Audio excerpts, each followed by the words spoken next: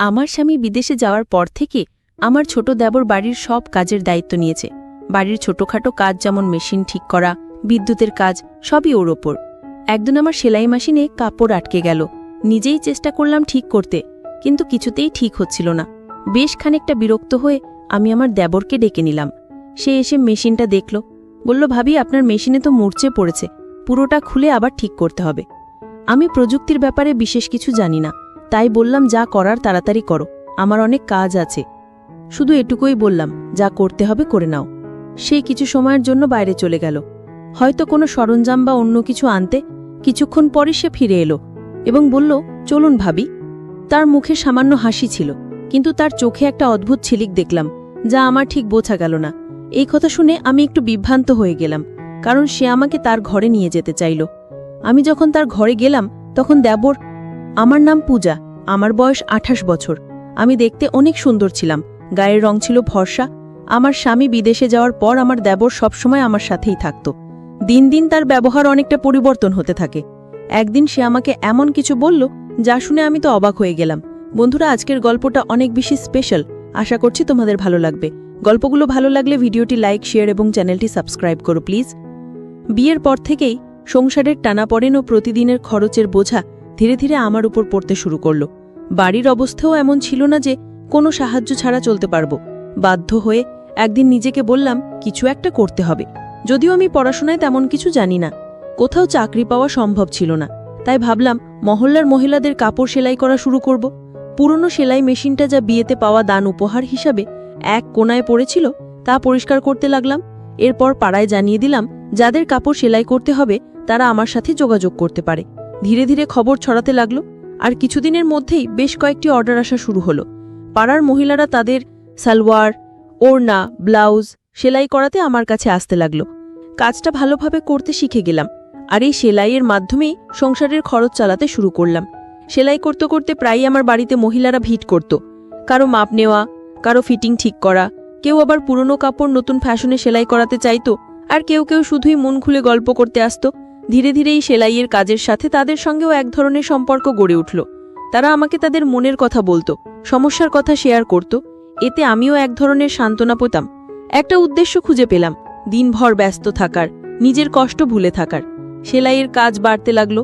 এক মহিলা কাপড় দিতে আসলে আরেকজন নিতে চলে আসত। আমার নিজের সন্তান ছিল না, তাই এই কাজের জন্য বাড়িটা সবসময় মহিলাদের হাসিতে ভরে থাকত। ওদের হাসিটার গল্পে আমার বাড়িতে যেন নতুন করে জীবনের প্রাণচাঞ্চল্য ফিরে এলো। কাজের সাথে সামান্য আয়ও হচ্ছিল, যে আমার জন্য এক প্রকার স্বস্তি নিয়ে এলো। কিছু মাসের মধ্যেই আমার সেলাইয়ের দক্ষতার কথা আশেপাশের এলাকাতেও ছড়িয়ে পড়ল। এবার দূরের মহল্লা থেকেও মহিলারা তাদের কাপড় সেলাই করাতে আসতে লাগলো। কাজের চাপ এতটাই বেড়ে গেল যে একা সামলানো মুশকিল হয়ে পড়ল। প্রতিদিন ঘন্টার পর ঘন্টা মেশিনের সামনে বসে কাজ করতে করতে কাঁধ ব্যথা করতে শুরু করলো, এমনকি আঙ্গুলগুলোতেও ব্যথায় ফুলে যেত। শেষে পাড়ার কয়েকজন মেয়েকে সাহায্যের জন্য ডেকে নিলাম, যারা সেলাই শিখতে আগ্রহী বা কিছু আয় করতে চায়। আমি বললাম, তারা যেন নিজেদের সেলাই মেশিন নিয়ে এসে আমার সাথে কাজ করে। এর বিনিময়ে তারা সেলাই শিখবে এবং সামান্য পারিশ্রমিকও পাবে। কেউ কেউ সেলাই মেশিন প্রথমবার ধরেছিল। ধৈর্য ধরে তাদের কাপড় ঠিক করে বসানো, সুতো লাগানো এবং সোজা সেলাইয়ের কৌশল শেখাতাম। তাদের আশায় আমার কাজ অনেক হালকা হয়ে গেল। এখন বাড়িটা আরও প্রাণবন্ত লাগত। ওরা হাসত, গল্প করত, আর মাঝে মাঝে আমার সাহায্যে নতুন কিছু ডিজাইন শিখত। তাদের সাথে আত্মীয়তার মতো একটা সম্পর্ক গড়ে উঠেছিল। আমি তাদের সেলাই মেশিন চালানো শেখাচ্ছিলাম, আর ধীরে ধীরে কাজও দিতে শুরু করলাম। তবে নতুন বলে প্রায়ই ভুল করত। কখনো কখনো মেশিনে কাপড় আটকে যেত, কখনো সুতোর গিট ছিঁড়ে যেত বা আঙুল ফুটত। প্রতিদিনই মেশিনের সমস্যা হতো, আর ঠিক করাতে আমার অনেকটা সময় চলে যেত। একদিন তাদের মধ্যে এক মেয়ের মেশিন আবার নষ্ট হয়ে গেল, কাপড় মেশিনে আটকে গেল। আমি নিজে থেকে চেষ্টা করলাম ওর মেশিনটা ঠিক করতে, কিন্তু সফল হলাম না। বাধ্য হয়ে আমি তাকে বললাম, আজ তুমি মেশিনটা ঠিক করে নিয়ে এসো, আজ আর কাজ করতে হবে না। মেয়েটি চলে যেতে প্রস্তুত হচ্ছিল, তখনই আমার দেবর বাড়িতে দুপুরের খাবারের জন্য এলো। আমি রান্নাঘরে গিয়ে তার জন্য খাবার গরম করতে লাগলাম। জানালা দিয়ে তাকিয়ে দেখি আমার দেবর সেই মেয়েটির সঙ্গে কিছু কথা বলছে। আমার দেবর মেয়েটিকে জিজ্ঞাসা করলো, তুমি এত তাড়াতাড়ি ছুটি নিয়ে বাড়ি যাচ্ছ কেন? মেয়েটি বলল, আমার সেলাই মেশিনে কাপড় আটকে গিয়েছে, তাই মেশিন নষ্ট হয়ে গেছে। ভাবি নিজেই ছুটি দিয়েছেন, কাল বাইরে থেকে ঠিক করিয়ে নিয়ে তারপরই কাজে আসব। মেয়েটির কথা শুনে আমার দেবর বলল, আরে বাইরে গিয়ে ঠিক করানোর কি দরকার, যখন বাড়িতেই লোক আছে। দেবরের কথা শুনে মেয়েটি থেমে গেল। সে বলল, তুমি যদি মেশিনটা ঠিক করে দাও তাহলে খুবই উপকার হবে, না হলে আমাকে বাবাকে বলেই বড় বাজারে পাঠাতে হবে, আর বাবাকে সাইকেলে মেশিন নিয়ে যেতে অনেক কষ্ট হবে। মেয়েটির কথা শুনে আমার দেবর মেশিনটা পরীক্ষা করতে লাগলো। বলল, তোমার মেশিনে তো মরচে ধরে গেছে, এটা পুরোপুরি আটকে গেছে, ভালোভাবে খুলে ঠিক করতে হবে। মেয়েটি অবাক হয়ে বলল, তাহলে তুমি ঠিক করতে পারবে না? দেবর হেসে বলল, না, আমি এ কাজ ভালোই জানি। মেয়েটি খুশি হয়ে পাশে বসে পড়ল এবং বলল, আমার একটা সেলাইয়ের কাজ করতে হবে, তাড়াতাড়ি করে দাও প্লিজ। দেবর তখন বলল, মেশিনটা আমার ঘরে নিয়ে এসো, আমি ওখানেই ঠিক করব। মেয়েটি একটু দ্বিধায় পড়ে গেল। তখন দেবর বলল, আমার সব সরঞ্জাম ঘরেই আছে, তাই মেশিন ঠিকঠাক করার জন্য ওখানে নিয়ে যেতে হবে। দেবর বলল, আমি ঘরেই ঠিক করে দিচ্ছি। মেয়েটি মেশিন নিয়ে তার ঘরে গেল। আমি খাবার গরম করে বাইরে রাখলাম, কিন্তু অনেকক্ষণ কেটে গেল, দেবর এবং সেই মেয়েটি ঘর থেকে বেরোচ্ছিল না। দুজনেই তরুণ, তাই চিন্তায় পড়ে গেলাম। কিছুক্ষণ অপেক্ষা করলাম, কারণ দেবরের ওপর সন্দেহ করতে চাইনি। তবু দীর্ঘ সময় পর ধৈর্য হারিয়ে অবশেষে দেবরের ঘরের দিকে যাওয়ার সিদ্ধান্ত নিলাম। ঠিক তখনই মেয়েটি সেলাই মেশিন নিয়ে বাইরে বেরিয়ে এসে বলল, ভাবি, মেশিন ঠিক হয়ে গেছে। ওর কথা শুনে আমারও স্বস্তি হলো এবং আমরা নিজেদের কাজে ফিরে গেলাম। কিন্তু আমি মনে মনে ভাবছিলাম, দেবর এতক্ষণ ঘরে কি করছিল। কিছুক্ষণ পরে দেবরও ঘর থেকে বেরিয়ে এসে বিছানায় বসে খাবার খেতে লাগলো। পাশের বাড়ির বিয়ের জন্য প্রচুর কাপড় সেলাইয়ের অর্ডার পেয়েছিলাম, আর সময় খুব কম ছিল বলে কিছুটা দুশ্চিন্তায় ছিলাম। কিন্তু দেবর দ্রুত মেয়েটির মেশিন ঠিক করে দেওয়ায় কাজ সহজ হয়ে গেল। খাওয়া শেষ করে দেবর মজা করে বলল, যার মেশিন নষ্ট হবে আমি আছি। আমি হেসে উঠলাম।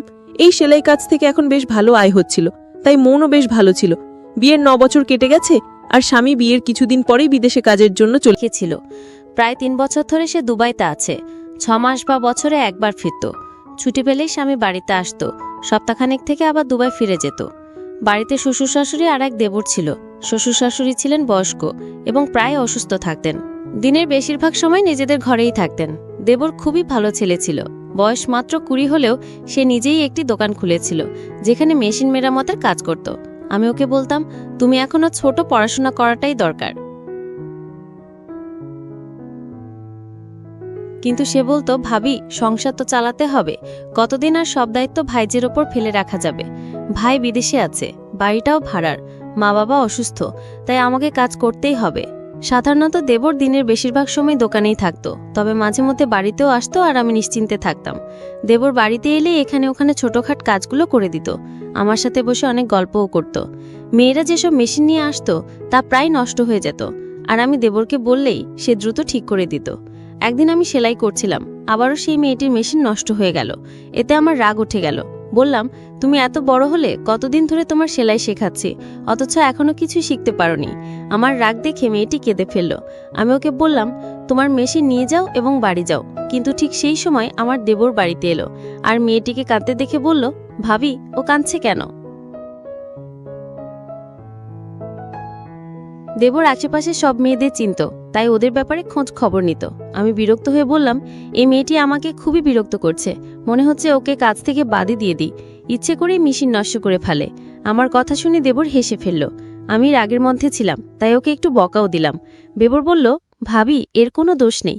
আজকালকার মেশিনগুলোই এমন সহজে খারাপ হয়ে যায়। পুরনো দিনের মেশিন কিনলে তার অনেক বছর পর্যন্ত কোনো সমস্যা হতো না। এখন তো সবকিছুই লোকাল মানের। দেবরের কথা শুনে আমি ওর দিকে তাকালাম। সে তখন পকেট থেকে মোবাইল বের করে বলল, ভাবি, দাদার কল এসেছে, আপনি কথা বলুন, আপনার রাগও মিটে যাবে। স্বামীর কথা শুনে আমি হেসে ফেললাম। দেবর খুবই দুষ্টু ছিল, মাঝে মাঝেই আমাকে মজা করত। আসলে কয়েকদিন ধরে আমার স্বামীর সাথে কথাই হয়নি, হয়তো কাজের জন্য ব্যস্ত ছিল। প্রায় প্রতিদিনই দেবরকে বলতাম, দাদার সাথে একটা কল লাগিয়ে দাও, কিন্তু সে প্রতিবারই বলতো, ভাবি, আজ মোবাইলে টাকা নেই, কাল কথা বলিয়ে দেব। তবে বেশ কিছুদিন পার হয়ে গেলেও সে কলটা করে দেয়নি। হয়তো সত্যি ওর মোবাইলে টাকা ছিল না, কিন্তু আজ দেবর আমাকে মোবাইলটা ধরিয়ে দিতেই সবকিছু ভুলে গেলাম। মোবাইল হাতে নিয়ে নিজের ঘরে গিয়ে স্বামীর সঙ্গে কথা বলতে শুরু করলাম। বহুদিন ধরেই কথা হচ্ছিল না, তাই অনেক প্রয়োজনীয় কথা বলার ছিল। প্রায় 15 মিনিট পর কথা শেষ করে যখন কল কাটতে যাচ্ছিলাম, তখন স্বামী বললেন, মা বাবার সাথেও একটু কথা বলিয়ে দাও। আমি মোবাইলটি নিয়ে শ্বশুর শাশুড়ির ঘরে গিয়ে আমার স্বামীর সঙ্গে কথা বলে তারা বেশ খুশি হলেন। সেখান থেকে বেরিয়ে এসে দেখলাম দেবর বাইরে নেই। এক মেয়ে বলল, ও এখনও তানিয়ার মেশিন ঠিক করছে, আর ওর ঘরের দিকেও ইশারা করলো। আমি কিছুটা অবাক হলাম, কারণ এতক্ষণ ধরে ওরা ঘরের ভেতরেই ছিল। ঠিক তখন মনে পড়ল, আমি এখনো দেবরের জন্য খাবার গরম করিনি। নিজের মাথায় হাত ঠেকালাম। স্বামীর সঙ্গে কথা বলার ফাঁকে দেবরের খাবার দেওয়ার কথাই ভুলে গিয়েছিলাম। দেবর যখন বাইরে এলো, তখন আমি বললাম, তুমি বসো, আমি তোমার জন্য খাবার গরম করে আনি। কিন্তু দেবর বলল, না ভাবি, আমার পেট ভরে যাচ্ছে, আজ খাবো না। হেসে সে বাইরে চলে গেল। আর আমি একটু অবাক হয়ে মেশিনের পাশে বসে ভাবতে লাগলাম, আসলে ও কোথায় গিয়ে পেট ভরালো। সেদিন আমি কাজের মাঝে হঠাৎ একপাশে দেখলাম আমার তানিয়া কিছু মেয়ের সাথে ধীরে ধীরে কথা বলছে। তার মুখে এক ধরনের আনন্দ ঝলকাচ্ছিল, যেন সে আনন্দে মেতে আছে। তার মুখে এক অদ্ভুত লালচে আভা ফুটে উঠেছিল, যা দেখে আমার মধ্যে হালকা অভিমান তৈরি হলো। আমি এগিয়ে গিয়ে প্রশ্ন করলাম, তানিয়া, তোমার মেশিন ঠিক হয়ে গেছে? সে তাড়াতাড়ি মাথা নাড়ল। আমি তাকে বললাম, তাহলে এবার কাজটা ঠিকঠাক করো। আমার কথা শুনে সবাই নিজেদের কাজে মন দিল। কাজ করতে করতে আমি আমার স্বামীর কথা ভাবতে লাগলাম। বহুদিন ধরে আমি চাইছিলাম সে যেন কিছুদিন বাড়িতে থাকে। আমার মন খুব চেয়েছিল তাকে বাড়িতে দেখতে, কিন্তু সে বলতো যদি বাড়িতে আসি তাহলে বেশ কিছু খরচ হবে, তাই কিছুদিন না আসেই ভালো। আমি জানতাম সে আমাদের ভবিষ্যতের জন্য প্রতিটি টাকার হিসাব করছে, যাতে আমাদের ভবিষ্যৎ আরো ভালো হয়, কিন্তু তবু তার দূরত্ব আমাকে কষ্ট দিচ্ছিল। মনে মনে ভাবতাম, সে যদি প্রতিদিন বাড়ি ফিরতো, আমার সাথে থাকতো, তাহলে কেমন হতো। আমি চাইতাম সে বাড়ি ফিরুক, হয়তো কমাই হবে, কিন্তু সে পাশে থাকলে সবকিছু সহজ হতো। তাই আমি চুপচাপ সেলাইয়ের কাজে মন দিতাম। সেলাই করার মাধ্যমে কিছু আয় করতে পারছিলাম, যা